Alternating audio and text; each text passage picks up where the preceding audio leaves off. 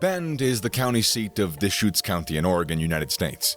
It is Oregon's fifth largest metropolitan region, and there are some drawbacks to living in Bend, Oregon. So, these are the 5 worst aspects of living in Bend, Oregon. Bend's location can make it a popular destination for outdoor enthusiasts, but it can also be problematic during the fire season. Although the city is mostly safe due to its location in the foothills, you might encounter traffic delays, trail closures, and the occasional evacuation. You'll also note that the summer can smell like a bunch of burnt grass due to the region's managed burns and wildfires. The pros and drawbacks of living in Bend, Oregon reveal that this region can be challenging to navigate if you arrive unprepared. Before moving here, you should have a job lined up or a business plan. It'll help you explore the property market, especially if you intend to buy rather than rent.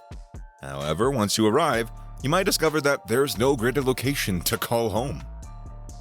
If you move to Bend, you have to invest in a high-quality set of chains or cables for your vehicle. Because of its location on the eastern side of the Cascades, you'll need to take either Highway 20 or Highway 26 to access the I-5 corridor. If traffic is light, it should take a couple of hours on a good day. When the snow falls and you have to strap your tires, the journey may take 4 to 5 hours, and that's depending, if the road is passable in the first place. If you plan to move to Bend, you should consider purchasing a vehicle with 4-wheel drive as an option. On the plus side, those mountain peaks are pretty stunning.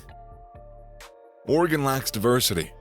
The city has a variety of political and religious viewpoints, but various ethnicities and cultures are now just beginning to make their way to this neighborhood. If you want to raise your family in a city that's a melting pot of ideas and opinions, other cities suit that bill better. The city's principal cultural emphasis is on the region's history. If you enjoy music or museums that go beyond the Oregon Trail and some bluegrass, you could be disappointed. The majority of the people that live here do so for the recreational options. Because Bend is a small community of roughly 90,000 people, there aren't that many manufacturing or industrial jobs available. Finding work can be difficult, especially if you're not familiar with the hotel or tourism industries. In any given year, the unemployment rate in this city is around double that it is in the rest of the country, which means that it's currently hovering at 6% in 2019 and has reached as high as 8% in previous years. Les Schwab Tire Centers is the largest employer in the town after the hospital and tourist resorts. Bend is only one of 3 cities in the United States with an extinct volcano inside of its city limits. Much of the hamlet is even built on the ruins of volcanic activity that's happened in the area, even though much of it is centuries old.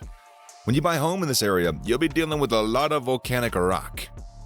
And there's always a minuscule possibility that the extinct nature of the volcano is going to alter, which is one of the small risks that many people face in the west coast of the United States.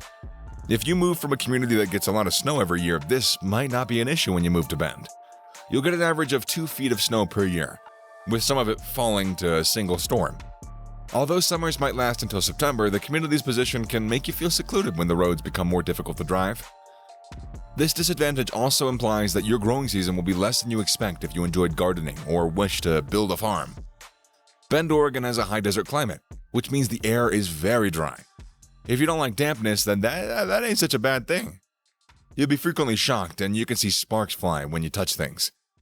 Because of the dry air, you'll be slathering on lotions and creams and moisturizers pretty much all year, so have fun with that. If you enjoy walking on the beach and feeling the mist from the crashing waves, you might miss these if you relocate to Bend. Or you might fall in love with the Deschutes River and all of the adjacent magnificent Cascade Lakes. Driving from Bend to the beach will take you around 5 or 6 hours, so it's manageable, but you'll want to stay a few days to make that trip worthwhile. Many migrating geese stop in the city due to its location in the high desert. Some of them plan to spend the entire year there. If you catch one of those birds in a bad mood, it's not uncommon for them to pursue you. Yeah, Bend residents are surrounded by a lot of wild animals around town, including deer, chipmunks, rock chucks, and various birds. But geese are my least favorite. Everywhere they travel, they leave a trail of white and green droppings and blood and chaos and despair. So just be cautious.